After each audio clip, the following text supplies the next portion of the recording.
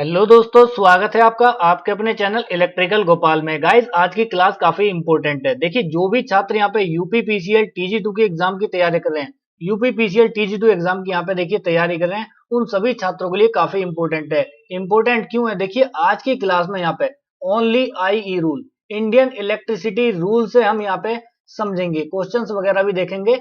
और दोस्तों, जितने रूल यहाँ पे इंपॉर्टेंट रूल है, देखिए जितने भी यहाँ पे इंपॉर्टेंट रूल्स है ना, उन सभी को हम यहाँ पे डिस्कस करने वाले हैं।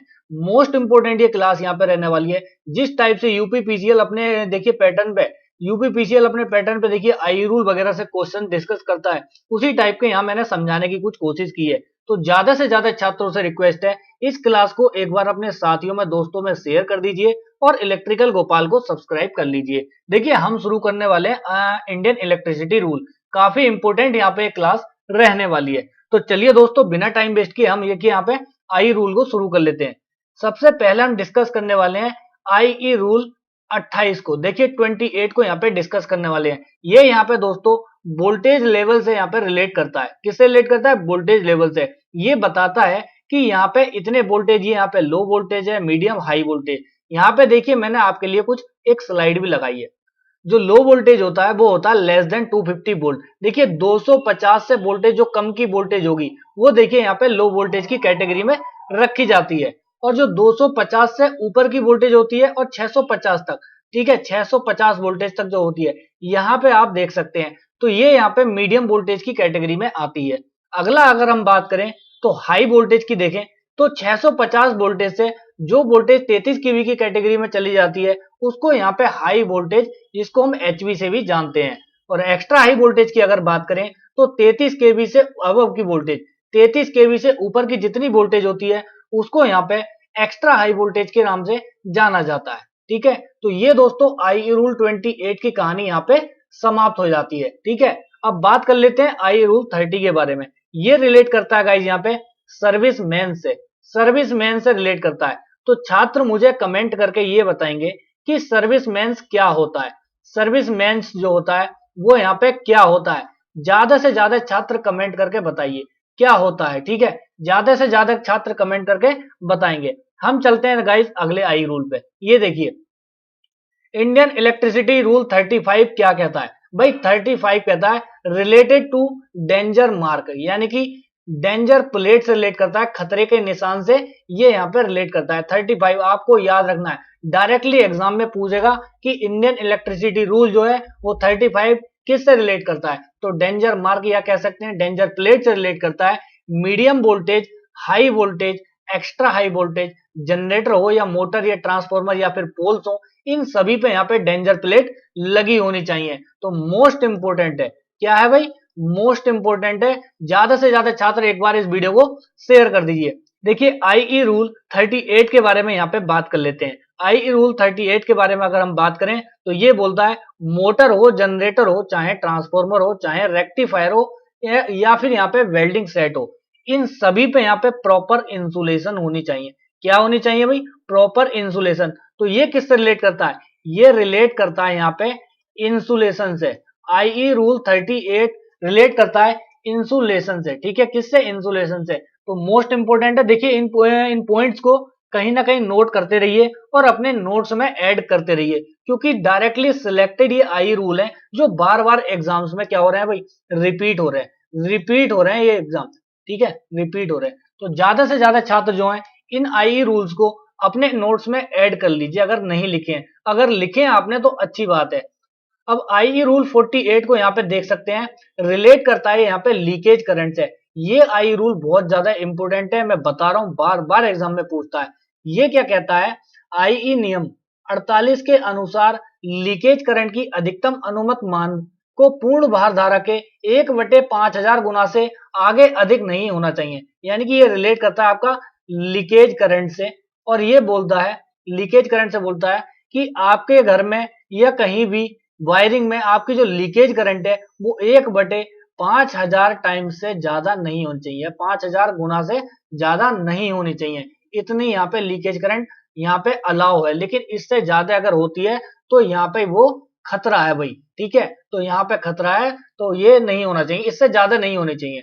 अब बात कर लेते हैं यहाँ पे आईई नियम 54 के बारे में, 54 के बारे में। ये रिलेट करता है यहाँ पे वोल्टेज एंड फ्रीक्वेंसी से, यानी कि किस में क्या वेरिएशन, ये देखिए related to variation in voltage and frequency, यानी कि वोल्टेज एंड फ्रीक्वेंसी में जो वेरिएशन होता है, चेंज होता है, ये उससे रिलेट करता है आई नियम 54।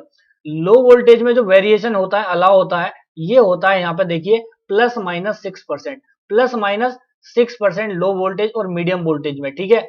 अगर हम हाई वोल्टेज की यहाँ पे बात करते हैं तो निगेटिव में यहाँ पे 9% और पॉजिटिव में यहाँ पे 6% अलाउ रहता है यहाँ पे वेरिएशन। और एक्स्ट्रा हाई वोल्टेज की बात करें तो 12 सही 1/2% या फिर 12.5%, 12.5% यहाँ पे वेरिएशन अलाउ रहता है हाई वोल्टेज में, वो सॉरी एक्स्ट्रा हाई वोल्टेज में। और वहीं पर हम यहाँ पे फ्रीक्वेंसी की अगर बात करें तो फ्रीक्वेंसी में जो वेरिएशन होता है वो प्लस माइनस यहाँ पे 3% होता है। कितना? ±3% होता है भी, ठीक है। सभी छात्रों को ये पॉइंट्स यहाँ पे याद रखने हैं, समझने हैं और लिख लीजिए कहीं ना कहीं, जब एग्जाम आएगा तो बार बार आप इनका रिवीजन कर सकते हैं, ताकि आई रूल से अगर कोई क्वेश्चन आता है यूपीपीसीएल टीजी2 में तो गाइज आपका वो क्वेश्चन यहाँ पे सही जाना चाहिए, गलत के होने की कोई गुंजाइश यहाँ पे नहीं होनी चाहिए। देखिए दोस्तों, यहां मैंने आई रूल से रिलेटेड एक क्वेश्चन लगाया, इस क्वेश्चन का आंसर आप सभी छात्रों को करना है, मोस्ट इंपोर्टेंट है। ये क्वेश्चन बोल रहा है earth clearance when low end, देखिए low end medium voltage overhead line cross कर रही है रोड को, ठीक है। जब निम्न और मध्यम वोल्टेज ओवरहेड लाइन सड़क को पार करती है तो यहाँ पे आपकी क्या जो अर्थ क्लियरेंस होनी चाहिए, अर्थ क्लियरेंस होनी चाहिए वो कितनी होनी चाहिए? देखिए भाई, ये यहाँ पे एक सड़क जा रही है, ये सड़क जा रही है, ठीक है। आपके यहाँ पे ये क्या है? ये आपके यहाँ पे पोल्स है और ये लाइन आपकी यहाँ पे जा रही है, ठीक है। क्या कर रही है? लाइन आपकी यहाँ पे जा रही है। तो इस लाइन की अर्थ से यहाँ पे आपको क्लियरेंस बतानी है। तो दोस्तों आप यहाँ पे देख सकते हैं ऑप्शन नंबर बी को, 5.8 मीटर यहाँ पे होनी चाहिए, 5.8 मीटर, वो भी किस में? लो वोल्टेज एंड यहाँ पे मीडियम वोल्टेज में, लो वोल्टेज और मीडियम वोल्टेज में 5.8 यहाँ पे होनी चाहिए। अगली स्लाइड में मैंने आपके लिए काफी इंपोर्टेंट यहाँ पे इंफॉर्मेशन लगाई है। देखिए ये क्या कहता है, ये होता है दोस्तों आई रूल 77 होता है भाई। ये रिलेट करता है lowest conductor and earth clearance से, निम्नतम कंडक्टर एंड अर्थ क्लियरेंस से संबंधित होता है। जब यहाँ पे लाइन आपकी क्रॉस कर रही होगी रोड को, तो लो वोल्टेज और मीडियम वोल्टेज में जो यहाँ पे मिनिमम अर्थ क्लियरेंस रहेगा वो यहाँ पे 5.8 मीटर रहने वाला है। और हाई वोल्टेज की वही बात करें तो 6.09 मीटर यहाँ पे रहने वाला है। जब यहाँ पे लाइन देखिए पैरेलल चल रही होगी रोड के, तब आपको यहाँ पे अर्थ क्लियरेंस मीडियम और यहाँ पे लो वोल्टेज में जो रहने वाला है वो 5.48 मीटर रहेगा। यहाँ पे दोस्तों देखिए हाई वोल्टेज आएगा, यहाँ पे देखिए इसको काट लीजिए, ठीक है, इसको काट लीजिए और लिख लीजिए यहाँ पे हाई वोल्टेज, ठीक है। यहाँ पे क्या आएगा? हाई वोल्टेज, ठीक है। तो हाई वोल्टेज में व्हेन लाइन पैरेलल चल रही होगी रोड के, तो यहाँ पे 5.8 मीटर यहाँ पे आपकी अर्थ क्लियरेंस रहने वाली है, ठीक है। अब दोस्तों हम बात करने वाले हैं आई रूल 80 के बारे में, 80 के बारे में। When line cross each other, I rule 80 बोलता है, यानी कि आई रूल 80 यहाँ पे बोलता है जब लाइन यहाँ पे एक दूसरे को क्रॉस कर रही होती है। जब लाइन क्या कर रही होती है भाई? क्रॉस कर रही होती है। पावर लाइन हुई और एक होती है यहाँ पे कम्युनिकेशन लाइन। जो भी लाइन यहाँ पे क्रॉस कर रही होती है तो उन दो लाइनों में यहाँ पे जो दूरी होनी चाहिए 2 फीट से लेकर 6 फीट की यहाँ पे दूरी होनी चाहिए, नहीं तो यहाँ पे क्या होता है? इंटरफेरेंस होने लगता है। अब आई रूल 90 तो सभी छात्रों को यहाँ पे देखिए पता होगा और इन सभी छात्रों को यहाँ पे जुबान पर रटा होना चाहिए, क्योंकि ये तो दोस्तों मोस्ट इंपोर्टेंट है, मैक्सिमम बार एग्जाम्स में आ चुका है। ये रिलेट करता है अर्थिंग से, आई रूल 90 रिलेट करता है अर्थिंग से। ये देखिए दोस्तों एक क्वेश्चन मैंने आई रूल 90 से यहाँ पे लगाया है, ये यहाँ पे देख सकते हैं आप, यूपी आर्मिनल जेई में 2021 में ये क्वेश्चन यहाँ पे आ चुका है। क्वेश्चन में पूछा था all metal parts should be earth properly according to, यानी कि जो मेटल के पार्ट्स होते हैं, जो मेटल के पार्ट्स होते हैं यहाँ पे, ठीक है, मेटल के पार्ट्स होते हैं, तो वो यहाँ पे किस नियम के अनुसार अकॉर्डिंगली, किस नियम के अनुसार यहाँ पे अर्थिंग होनी चाहिए उनमें, ठीक है। तो ये दोस्तों आई रूल 90 के अकॉर्डिंग यहाँ पे सभी मेटल के पार्ट्स में अर्थिंग प्रॉपर की जानी चाहिए।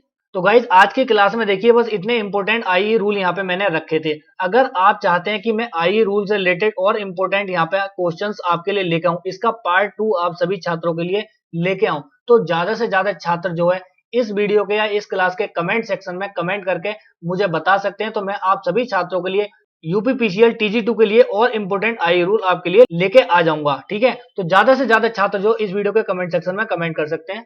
तो गाइज लास्ट में देखिए थोड़ा प्रमोशन भी बनता है। यूपीपीसीएल टीजी2 के लिए 300 ऑब्जेक्टिव क्वेश्चन की एक त्रिशूल पीडीएफ यहाँ पे तैयार की है। इसका प्राइस यहाँ पे 100 रुपए है। ठीक है, और 200 जो जीके जीएस के ऑब्जेक्टिव क्वेश्चन की पीडीएफ आपको यहाँ पे फ्री मिलती है। तो जो भी छात्र इस पीडीएफ को यहाँ पे लेना चाहते हैं वो देखिए नंबर दिया गया है 9368612515। इस नंबर पे मुझे डायरेक्टली व्हाट्सएप पे मैसेज कर सकते हैं, तो आपको यहाँ पे देखिए पीडीएफ मिल जाएगी।